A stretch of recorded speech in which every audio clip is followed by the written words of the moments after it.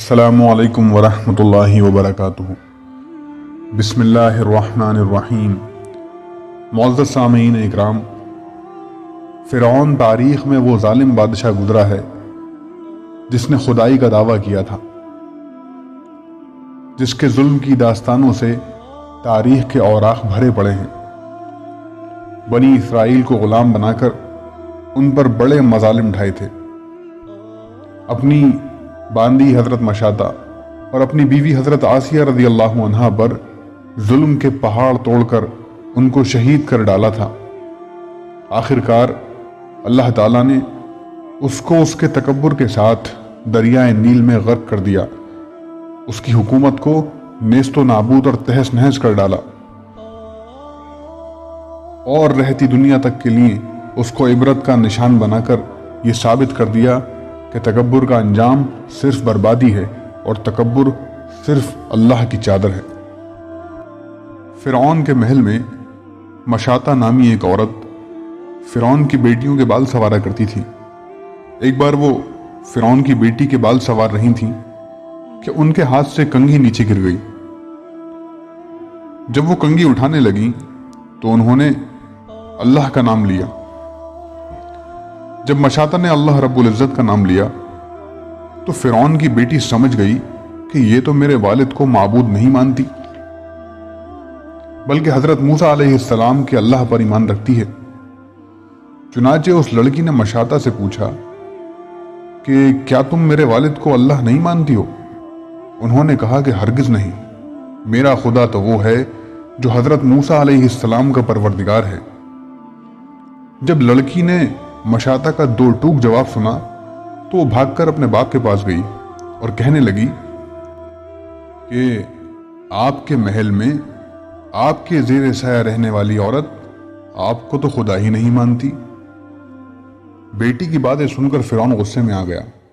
चुनाचे वो कहने लगा कि मैं दरबार में जाकर उस औरत को ऐसी सज़ा दूंगा कि या तो वो मूसा अलैहिस्सलाम के अल्लाह को अल्लाह कहने से बाज आ जाएगी या फिर अपनी जान से हाथ धो बैठेगी। अब जब फ़िरऔन अपने दरबार में पहुंचा तो उसने उस औरत को अपने पास बुलवाया और कहने लगा कि देखो भाई, तुम मूसा अलैहिस्सलाम के अल्लाह को अल्लाह कहना छोड़ दो। वो कहने लगी कि हरगिज़ नहीं। तो उसने मुशाता को बड़ा डराया धमकाया, मगर वो कहने लगी कि अब तुम जो कुछ कर सकते हो कर लो, मैं पीछे नहीं हटूंगी। उनका ये दिलेराना जवाब सुनकर फ़िरऔन ने इसे अपनी अना का मसला बना लिया। चुनाचे फ़िरऔन ने हुक्म दिया कि इसको ज़मीन पर लिटा दिया जाए, तो उन्हें ज़मीन पर लिटा दिया गया। फिर हुक्म दिया कि इनके दोनों हाथों पांवों में कीलें गाड़ दी जाएं। चुनाचे उनके दोनों हाथों पांवों में कीलें गाड़ दी गईं ताकि वो हरकत न कर सके। इसी दौरान वजीर आया और उसने फ़िरऔन से कहा कि इसकी एक दूध पीती छोटी सी बच्ची भी है। अगर इसकी उस बेटी को इसके सामने ही कत्ल कर दो तो ये अपनी मामता से मजबूर होकर आपकी बात मान जाएगी। इसके बाद फ़िरऔन ने उनकी उस दूध पीती बच्ची को घर से बुलवा लिया और उसे उसके सीने पर लिटा दिया। फिर फ़िरऔन कहने लगा कि मैं तुम्हारी इस बच्ची को तुम्हारे ही सामने कत्ल कर दूंगा।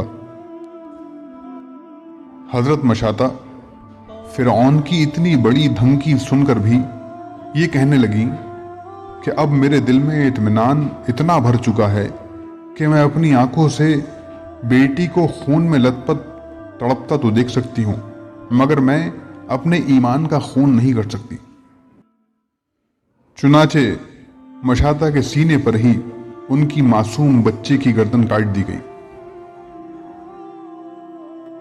जब वो बच्ची ठंडी हो गई तो फ़िरऔन कहने लगा कि अब हम तुम्हें कत्ल कर देंगे। तो वो कहने लगी कि तू जो मर्जी चाहे कर ले, मैं पीछे नहीं हटूंगी।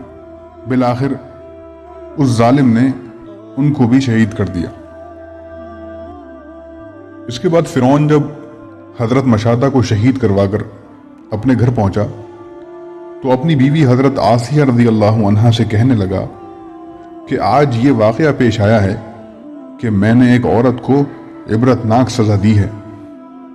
उसकी बीवी ने कहा, अरे तेरा नाश हो, तूने एक मासूम बच्ची की जान भी ली और एक बेगुनाह औरत का भी कत्ल नाहक किया।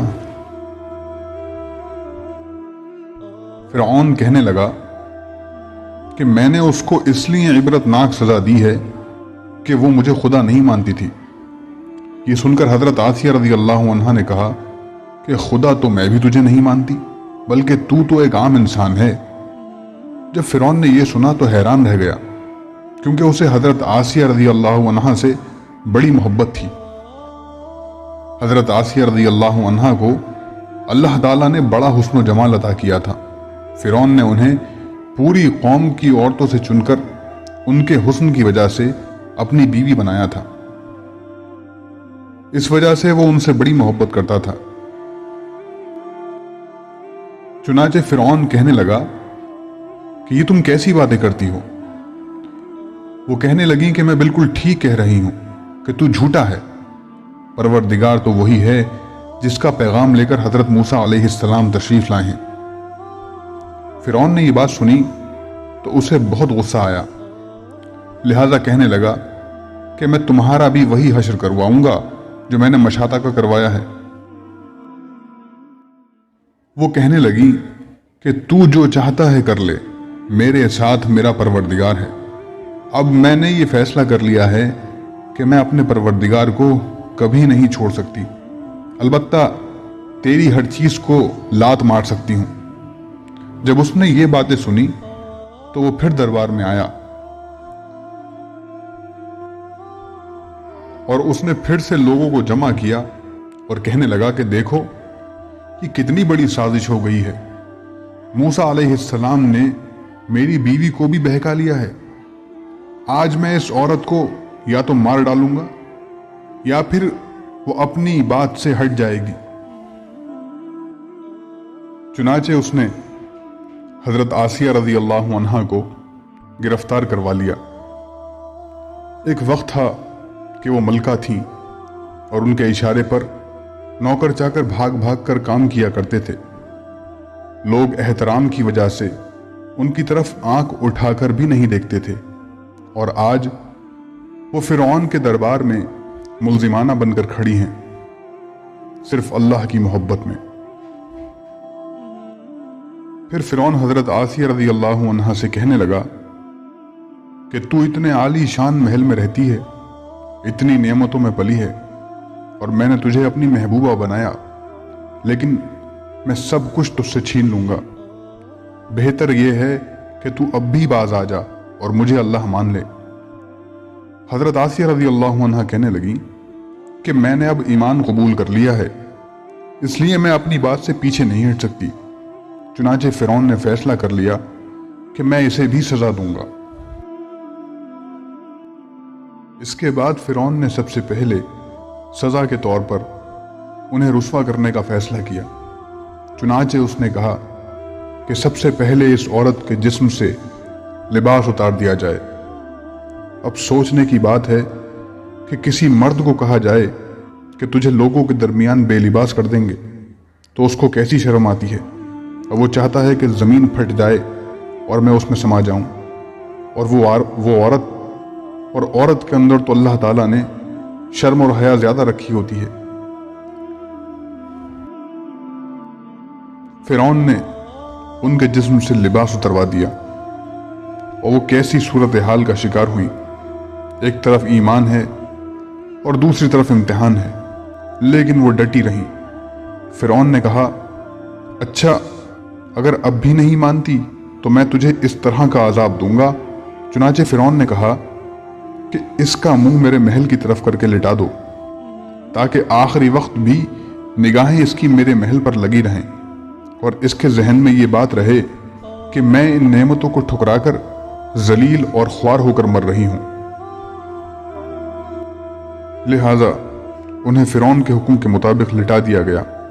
उनके हाथों और पैरों में लोहे की कीलें गाड़ दी गईं ताकि वो हिल ना सकें। इसके बाद फिरौन ने लोगों को बुलाकर कहा کہ اس کے جسم سے کھال اتار دو۔